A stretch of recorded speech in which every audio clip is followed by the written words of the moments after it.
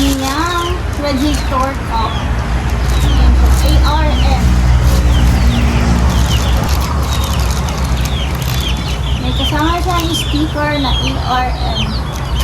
May tools siya na maliit. Ito na yan. Kakabit natin siya mamaya. Sigaw. So we have here guys, tinatanggal na natin yung radiator cover.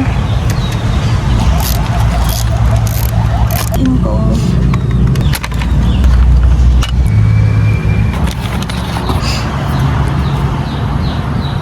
Ito ba to? Ito sa taas isa.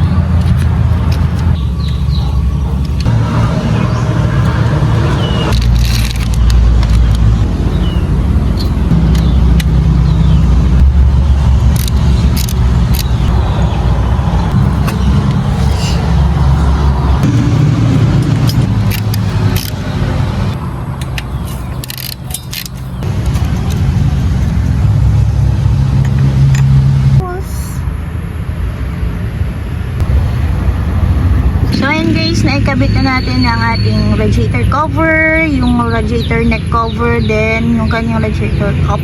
So ito yung stock niya guys. Yan. So sa ating radiator cover, radiator cup cover guys, ayan. So 100 plus lang yan. ARM. May kasama na siyang Allen, then sticker na ARM. Diba? Angas.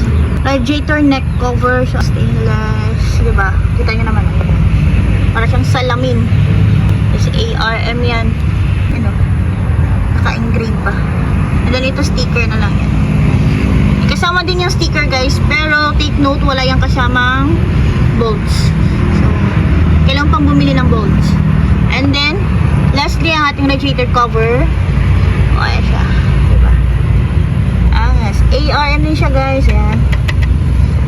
So may kasama na din siyang mga bolts and then sticker. Syempre sticker, ARM. So all set na si Anaya, ang ating Aerox 155 version 3. Ang kulit. So ayun guys, ito yung naiwang stock na radiator cover ni Anaya. Ayan. Kailangan na itago yung mga naiwang bolts. And ito, next natin na project, yung kanyang extension fender para dun sa harap. Kasi tingnan nyo naman, napakaikli ng kanyang fender. Ayan.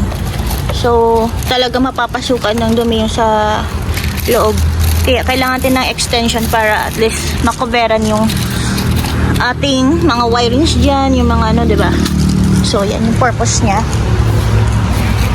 And, ayan. So, itabi muna natin to. Mga basura.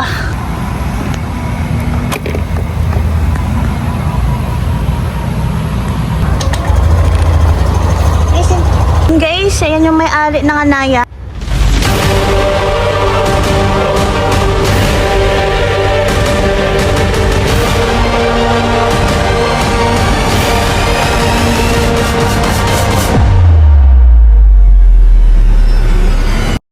Ang ating Aerox 155 version 3. Then guys, makikita nyo. So unang pinalitan natin dito is pinakabit natin is yung screen protector. And naka screen protector na po ang ating panel. And of course ang ating stitchy. Pakinggan nyo.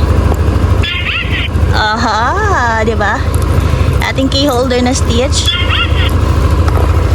And tada!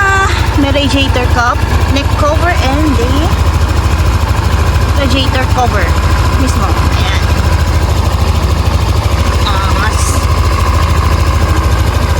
So guys, mupogi na. So next project natin, ano kaya? Kahit i-off yung ating Aerox 155 guys, bumubukas pa rin yung hazard niya. So yun natin U-box may. Yan, yung kanyang set cover na anti-kalmot pusa. Ayan, kalmado. Yan, nilalagay natin yan dito tuwing ipapark na siya para hindi siya maano ng mga pusa. Ngayon guys, effective to siya guys kasi kahit pusa, natatakot na dito. So, anti-pusa siya. And then, may syempre yung emergency toolkit natin na 31 pieces per set. Ayan, Inco, Super Inco. Screwdriver and bit set.